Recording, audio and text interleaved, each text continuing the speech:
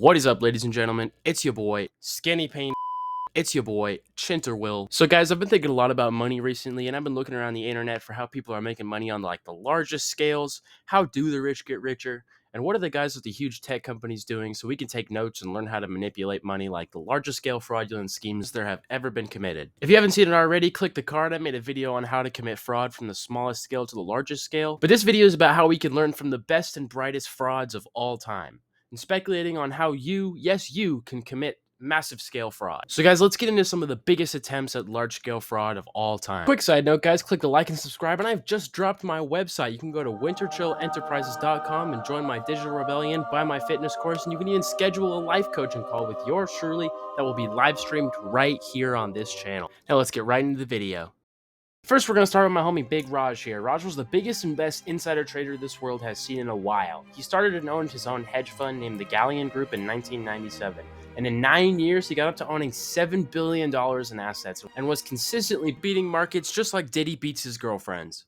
But he wasn't some stock market genius. No, he had a few people in big places sending him info for a cut of the profits. This guy had people literally everywhere sending him top-notch info, including people at Goldman Sachs, Google, Intel, IBM, you name it. This guy had a person working there sending him information. His partner in crime was a man named Rajat Gupta. He was the CEO of a large management consultancy company named McKinsey & Company, and he was a board member at Goldman Sachs and a board member at Procter & Gamble. So needless to say, this guy had info out the Raju.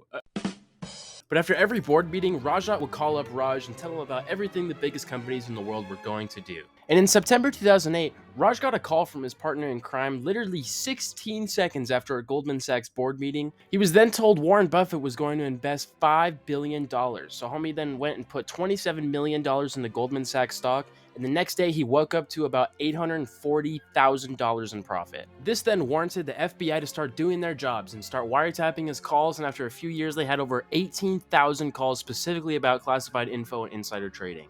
After Raj had made over $75 million in profit, it all came crashing down when the FBI had enough evidence to take him to court, where the trial only lasted 12 days before Raj was convicted on all 14 accounts of conspiracy and insider trading. He would then get court-ordered $100 million in fines and sentenced to 11 years in prison, the longest sentence ever given for insider trading. So guys, what can we learn from this? High-class information can be worth millions of dollars. What do the rich have that we don't? Access to big information. Step 1 to get rich friends. Step 2, lie your way into money. Our next example is someone who straight up lied her way into billions of dollars. She promised one of the best medical assistive devices you could have made at the time, something that could have saved thousands of lives. One simple problem: it didn't work. So guys, let's meet Elizabeth Holmes. She was once the youngest female self-made billionaire. At 19, she dropped out of Stanford University to start her startup company, Theranos. Theranos' goal was to build a device about the size of a printer to test for over 100 diseases using just a single drop of blood. But in reality, it didn't work. Elizabeth came from a rich home, so raising capital investment was easy. Also, her dad formerly worked at Enron, so fraud kind of runs in the family. In 2004, she had raised $6 million to hire a team of people to work on her device. 2 years later, they had their first prototype, what was really just a printer, shit, and barely works. Elizabeth then decided to lie to investors, claimed that Theranos was on the brink of a breakthrough, and raised even more money.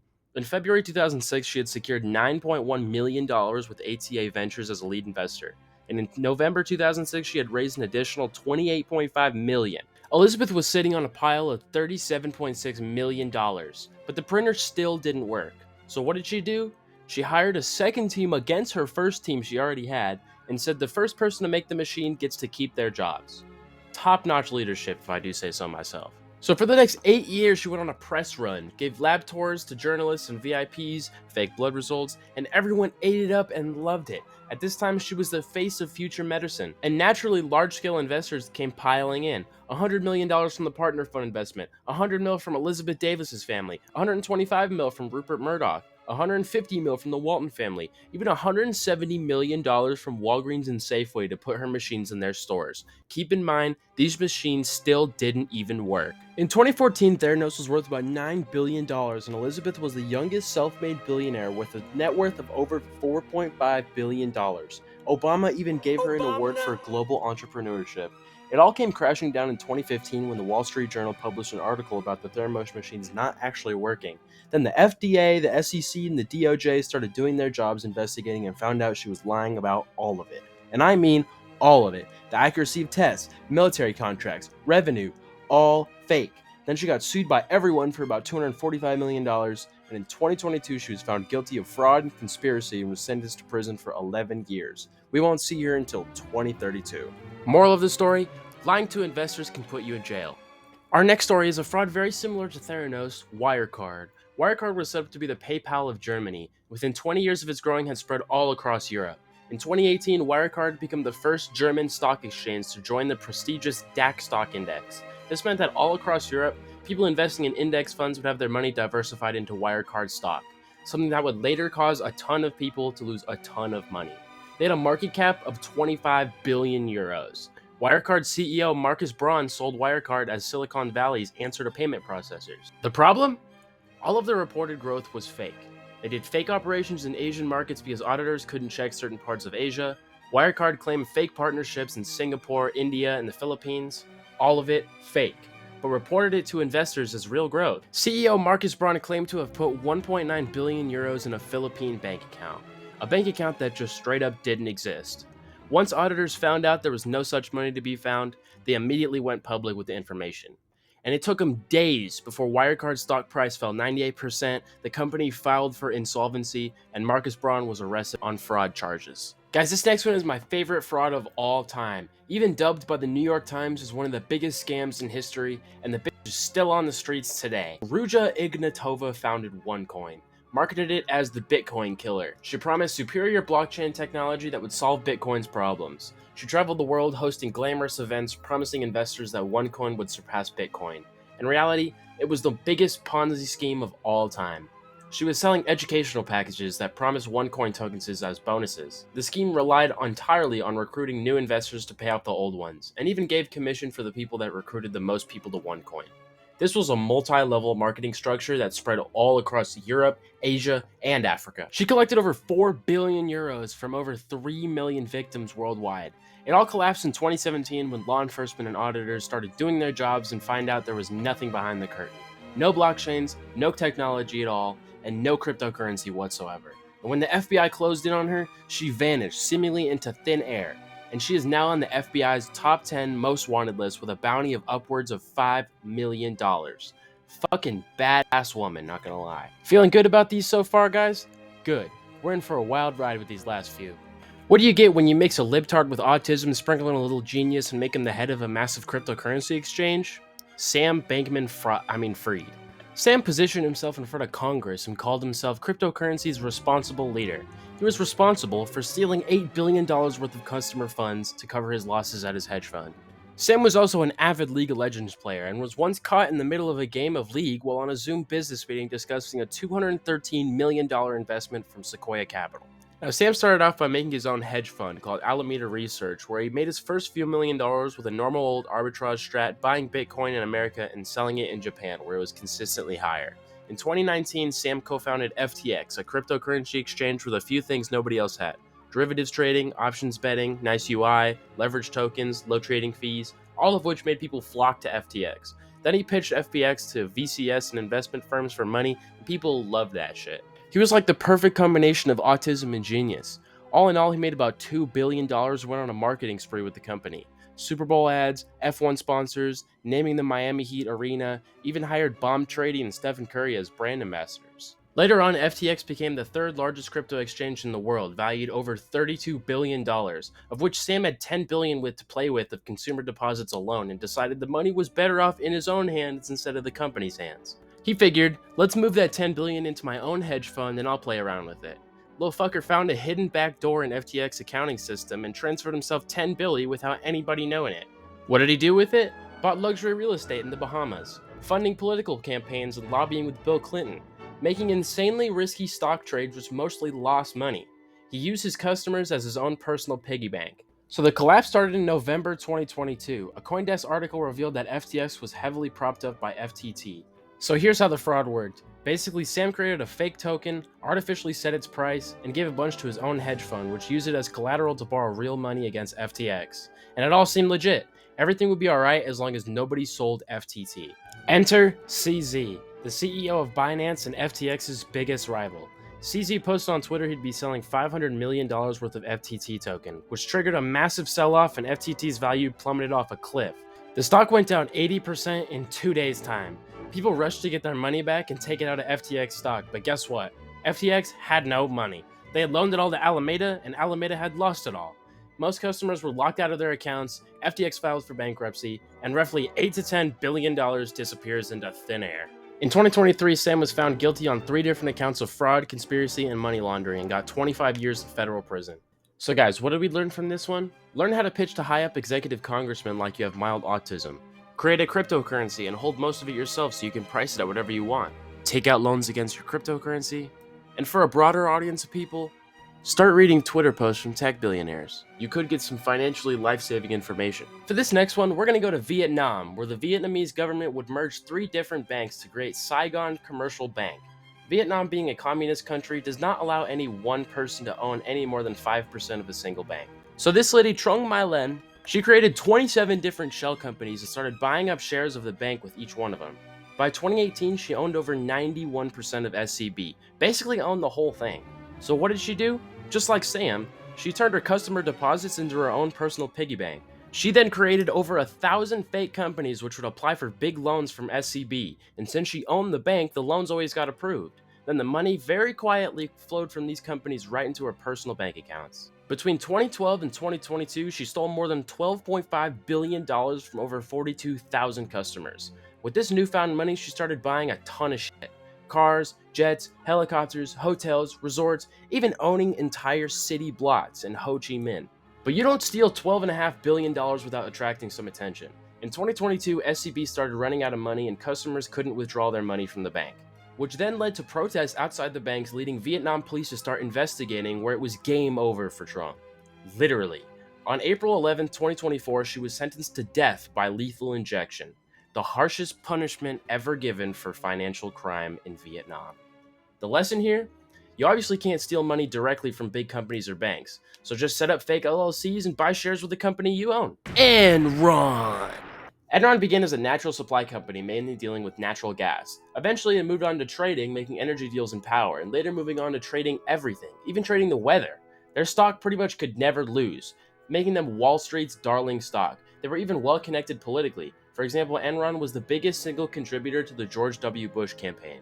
The fraud started way back in the day with what's called the Valhalla scandal, where company employees were shifting money into separate corporate accounts with the name MYAS or My Ass, where they were misrepresenting earnings and made gambles way outside of their capacity. Those guys got caught pretty fast, and Enron CEO Kenny Lay decided not to fire them, but to encourage this behavior. It later came out that Enron sent these employees a letter saying, "Please keep making us millions." Then they got convicted of fraud, and Kenny the CEO claimed he didn't know anything about this, which was later debunked. One of the convicted traders was sent to jail for a year, and with one of Enron's top employees in jail, Kenny Boy hired Jeffrey Skilling. Skilling was who changed the company from a natural gas company to a stock exchange for natural resources. Skilling had also introduced an accounting idea called mark-to-market accounting, an idea which led the company to fraudulently reap billions of dollars. So what is mark-to-market accounting? This just allows the company to write down profits on the day that company deals were signed. If they had made a deal that would make them $10 million in 10 years, they could write down right after the business meeting that they had just made $10 million. So like most of these schemes, Enron was just lying about how much the company was making on paper. Cracks in the company started appearing when Bethany McLean, a reporter at Fortune magazine, was interviewing Skilling about how Enron made its money, and when he was asked this, he just said, "I don't know, I'm not an accountant." Then the next day, he sent 3 accountants to talk to her about how the money was made, and they sat there for 3 hours talking about it with no concrete answer, just kept getting financial, political jargon designed to conceal exactly how the money was made. After the talk, the CFO, Andy Fostow, then told the journalists, "I don't care what you say in your journal, just don't make us look bad." Needless to say, Enron needed another way to make money. Enter the entire state of California. In 1997, Enron merged with Pacific Gas and Electric, which gave them access to California's gas and electric grids. Now, California had excess energy for the city, but was still experiencing citywide blackouts on a regular basis. Why? Enron was moving the electricity out of the state until the demand for electricity got so high they would make money on arbitrage deals and move the electricity back in. The traders at Enron had energy maps and full control over where the energy was going. They were squeezing every last dollar out of the state of California, all for their energy. Now, Enron was so close with the President of the United States, George Bush, he did nothing about it. Even the Federal Energy Regulation Commission didn't step in until they were forced to. All of this had California elect a new mayor, the Terminator. Then in 2001, all of a sudden, Chief Executive Officer Jeffrey Skilling had resigned from his position. He tried to leave so that when the company imploded, he could say, well, it was fine when I left it. Just one day later, Sharon Watkins, who had worked under Skilling, sent the CEO, Kenny, a letter detailing out the largest scale corporate fraud and corruption that she had found within the company. And just like that, it all came down. The Wall Street Journal would write a piece about Enron's dealings, which would lead the SEC to do their jobs and start investigating. Most investors started backing out of Enron. While Enron's CEO was giving speeches defending himself, Enron's employees were mass shredding documents with over 1 ton of paper being trashed on October 3rd, 2001. And just like that, in less than a month, the company had gone from one of the world's leading stock exchange dominators to total bankruptcy. One of Jeffrey Skilling's closest employees, J. Clifford Baxter, had been called to testify in court, where before his court hearing, he had cashed out $30 million out of Enron before the collapse, gave the money to his family, rolled up the windows on his black Mercedes, drove it down the street where he would put his favorite .38 pistol in his mouth, and blow his brains into the ceiling of the car. Every chief officer of Enron had been given 10 years or more of federal prison time for all accounts of fraud, wiretapping, conspiracy, and attempting to erase federal documents and evidence. 20,000 employees would lose their jobs and get severance packages of only $4,500, where the executives of the company would cash out $400 million before the collapse. And just like that, Enron would go down in history as one of the biggest fraudulent schemes ever committed. Now guys, when I originally wrote this video, Enron was the last story, but recently there's been one of the best fraudulent schemes I've ever seen happen in modern day, and it's happening within the NBA right now. So let's dive into it. First, I'm going to talk about Kawhi Leonard. If you don't know who that is, you might recognize this clip from 2019 of him hitting a buzzer beater in Game 7 of the playoffs. It's off to Leonard, defended by Simmons. Is this the dagger? Now, I'm also going to talk about Steve Ballmer, who is the 7th richest person in the world, and just like Kawhi Leonard, he has some monumental clips out there.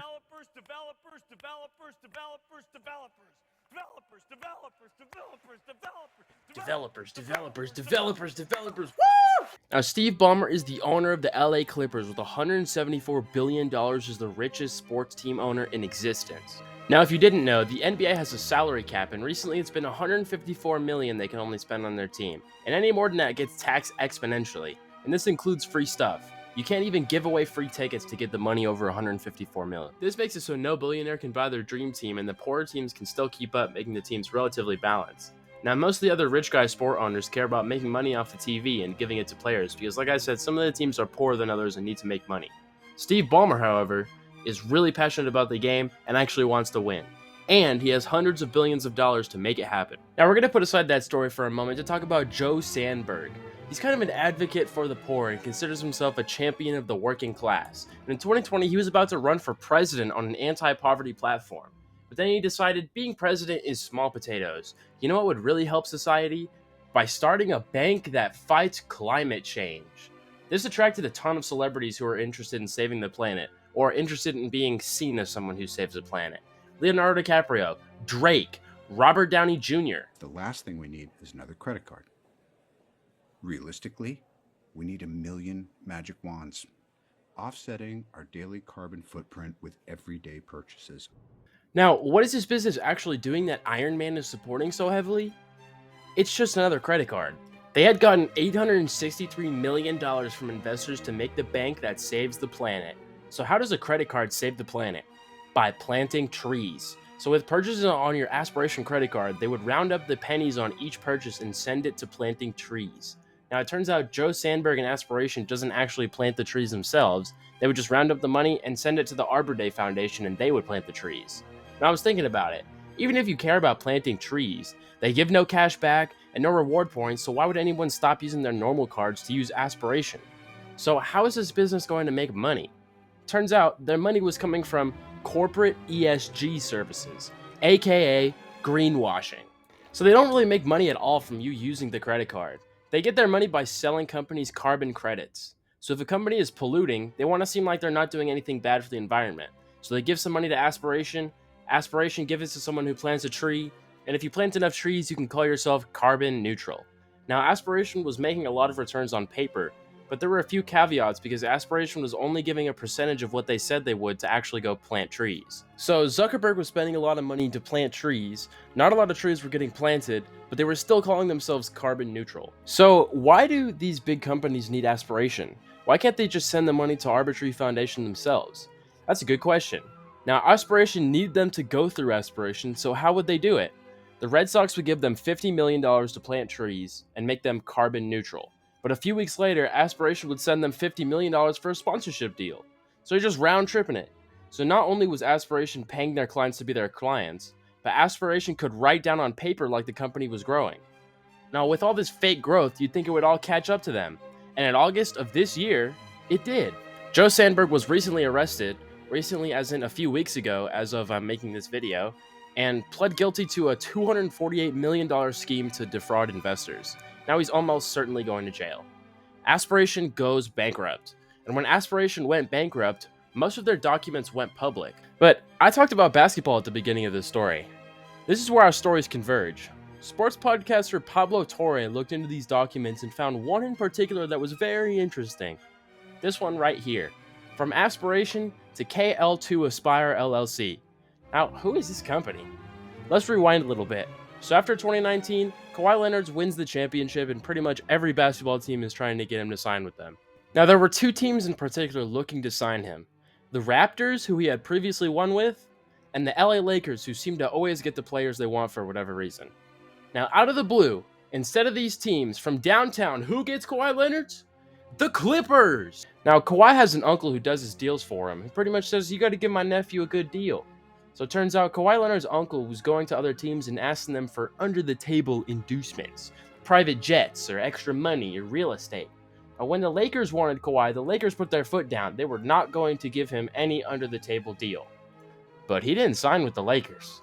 People were outraged about this, and the NBA did some investigating, and it came out in an article that there was no wrongdoing. But it turns out the KL2 Aspiration LLC was a payment from Aspiration Bank to a one Kawhi Leonard, who had just created an LLC just to get paid by Aspiration. Now, when Aspiration went bankrupt, they looked around for a few whistleblowers in the bank, and nobody would do it for fear of getting sued by a billionaire. But one person did say something as long as they had their face and voice blurred. And they had this to say. Do you remember the first time that you discovered Kawhi Leonard's endorsement agreement with Aspiration? Oh, it was within the first 30 days of my employment with the company. And I didn't so much as discover it as I was told about it. What was your reaction? What were you told? My reaction was, what the fuck? And I was told, like, oh, these are the major contracts and the major players you really need to be aware of. And we went through a litany of, really, really top tier name contracts. And then, oh, by the way, we also have a marketing deal with Kawhi Leonard, a $28 million organic marketing sponsorship deal. A $28 million marketing deal with Kawhi Leonard to be their spokesman. Where did the size of Kawhi Leonard's agreement, the $28 million over 4 years, where did that rank? The single largest sponsorship deal that Aspiration ever made. It completely eclipsed every other agreement. Completely eclipsed it. So every other celebrity endorsement combined would not have met even a quarter of. They paid Kawhi Leonard more than every one of these celebrities combined times 4. According to this contract he made with Aspiration, you'd think he'd do some marketing, even an Instagram post, but it was a no-show job and not obligated to do anything except if he was going to take this $28 million deal, he would be obligated to do one thing, was to be a member of the team.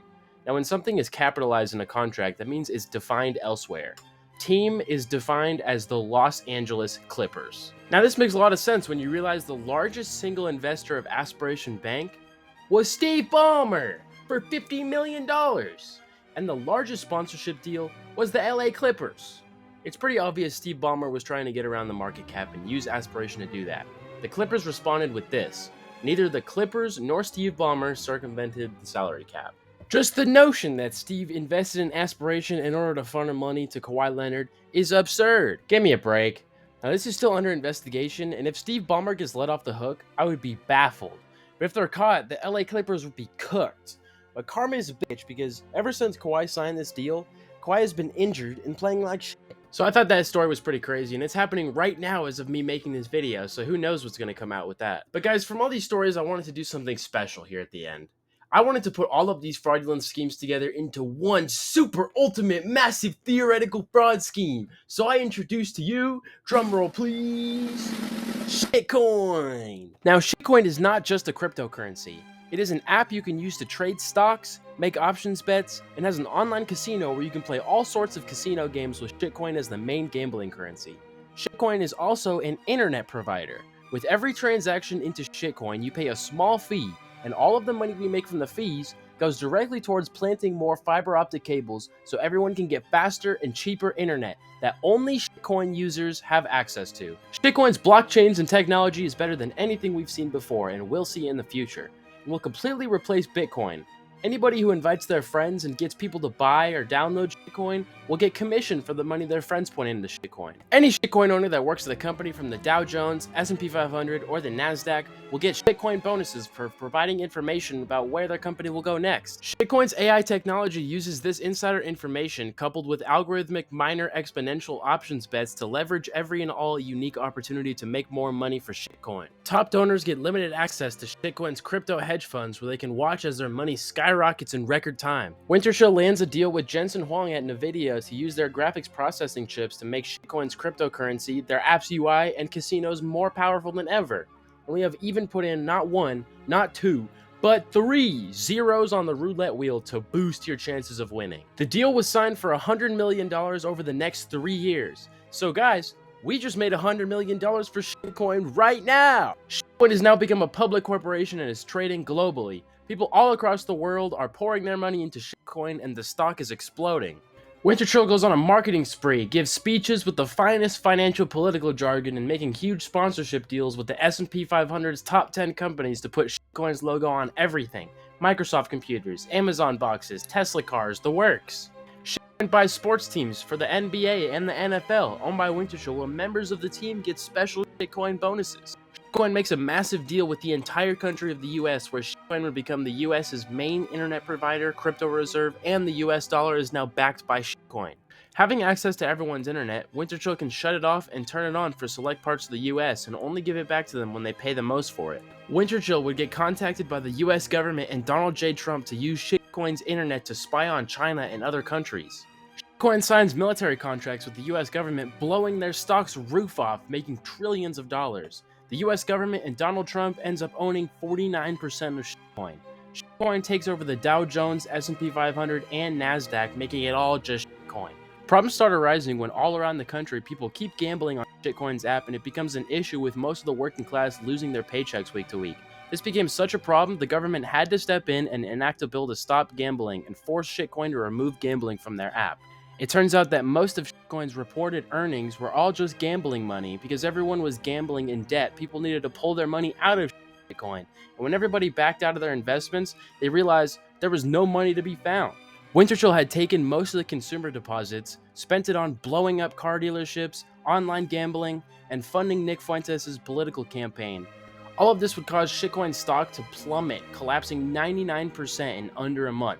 After getting caught, Wintershall decided this wasn't worth testifying or living for, so he tried to commit seppuku by taking a ton of beans, where he passed out and authorities would find him in his house and put him in jail, where he couldn't do anything to hurt himself any longer.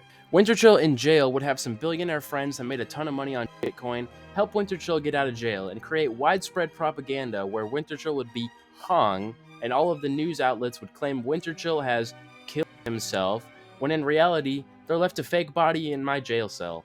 Wintershall would then flee the country for luxury real estate on his own personally owned island on a random Atlantic coast, never to be seen again. Guys, if you made it this far in the video, thank you so very much. Click the card, go watch my video on how you, yes, you can commit fraud from the smallest scale to the largest scale.